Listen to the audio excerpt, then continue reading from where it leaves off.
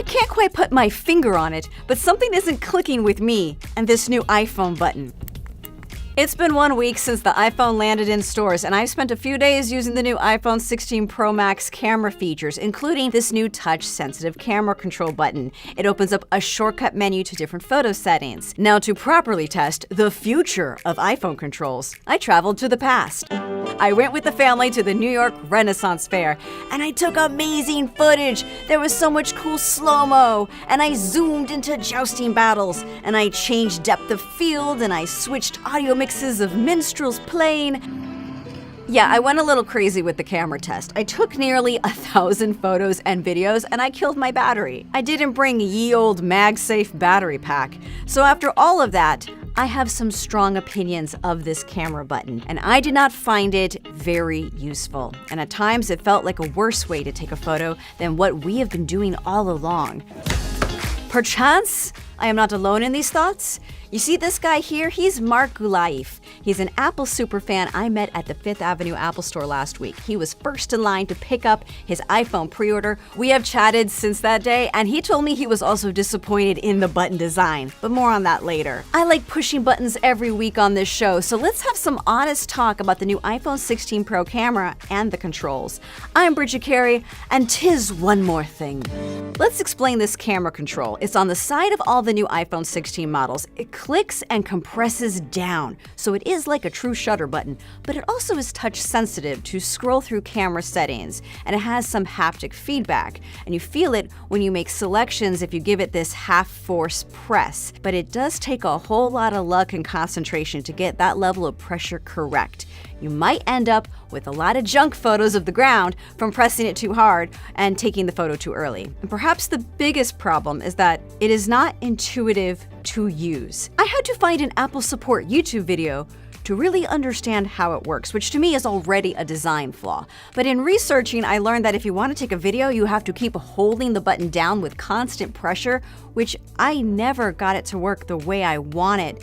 And regardless of the learning curve, it also is just not as smooth. I have much more precision and control over the normal zoom using my touch screen. Using a finger to zoom on the side button just comes out choppy. And it just takes longer to change a setting this way with these half presses than by just doing it yourself by touching the screen in the app. Now here's a good thing about the button. It is a fast way to pull up the camera as you're pulling out your phone.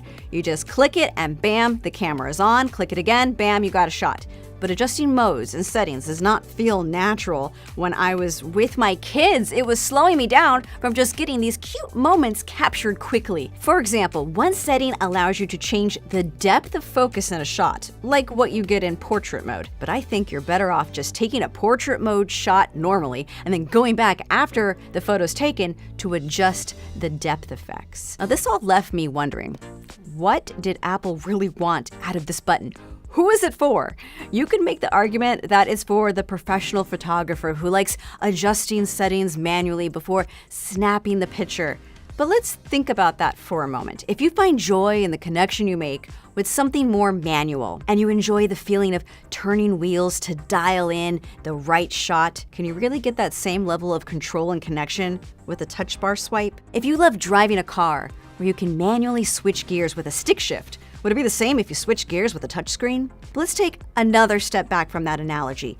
This button is not just on the Pro iPhone model, it's on all iPhone 16 models. It's for the average user. And for years, Apple has told us, the consumers, that the iPhone is so great because you can take amazing shots without knowing a thing about photography. And now here's a new button where Apple wants me to learn a thing or two about photography. Okay, cool, Apple. I guess I did learn something. I learned photography is not easy when you're in a rush. And I still want to do it the old way. Forget about the side button for a second. There were other positive things about the iPhone 16 cameras. I really enjoy the 5x zoom on here, which I also enjoyed on the iPhone 15 Pro Max. But if you have not had it yet, it's now on both sizes of Pro models, and it's fantastic if you're far away in a crowd, but you want to get those close-up shots of a performance on a stage, or say, see details of a royal joust, and catch all the details in Her Majesty's gown. This zoom will make anyone feel victorious. Also, new this this year in the Pro models is the ability to do a 4K resolution slow motion capture in 120 frames per second, so your video is buttery smooth. It eats up a lot of storage, but it's worth it when you're capturing things that look hardcore. Yeah, my battery died from taking all the 4K slow-mo footage before the fair was even over, but I have no regrets. That brings me to another unique feature of the iPhone 16 lineup. It is called Audio Mix. Now, after you finish taking a video, you can tinker with the audio formats. It might help you reduce background noise to focus on a person speaking on camera. But this isn't total magic. It won't just remove all the background sound. I had a lovely encounter with a harpist. Her name is Kathleen Finnegan, and she played something special for us. But the tools did not help me get rid of the loud passers-by behind us. These tools are better for lifting up voices than instruments. When she was talking with my daughter, I could use it to make their conversation more clear. Good. You know what you're playing? Very good. You want to keep going? So that is a bit helpful if you're recording people in crowded environments. I'll have to test it more to better understand it all, because now you might just say I'm playing it by ear. I have been asking myself, who did Apple make this camera button for on the iPhone 16? But perhaps that's the wrong question. Maybe it's not a who, it's a what. Because right now it seems like this button is for Apple to make more money on iPhone cases. If you buy a case from the Apple Store, you will find cases that are made with a special conductive material to be compatible with the touch sensitivity of that camera control. You can find it on the Apple silicone case. It's in the Beats case. That's also an Apple company.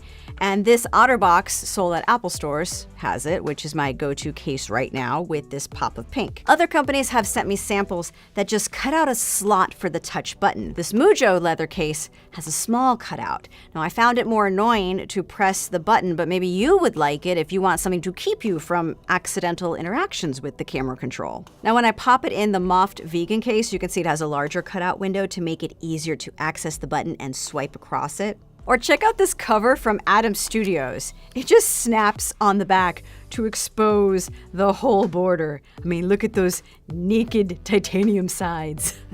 I can't help but wonder if more customers are going to seek out cases sold at Apple stores to have a smoother button interaction. But there are reasons to go with another case maker. Maybe you care about the material it's made of, or you care about how tough it is.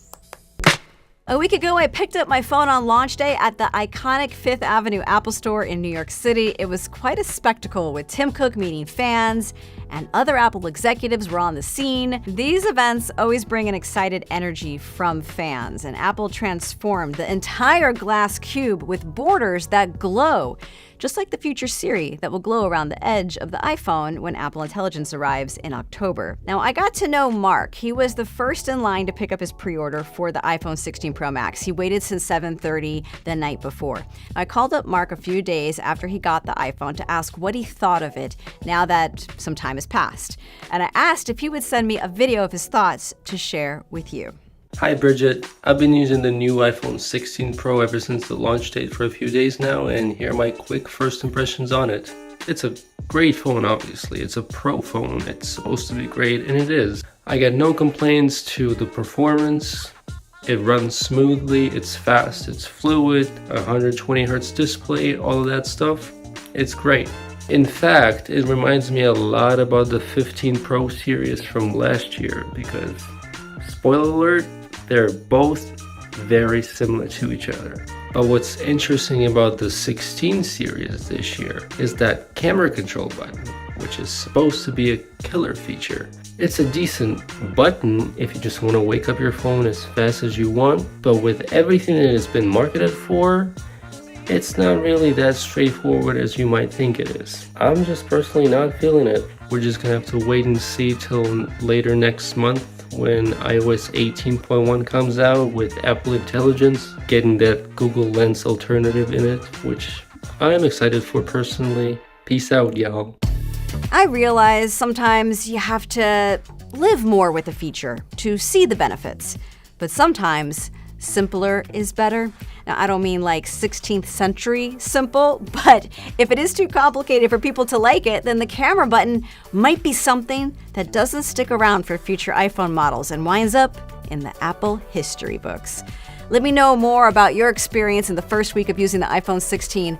And until next time, my lords and ladies of the internet, fare thee most well, and I shall return Friday for one more thing.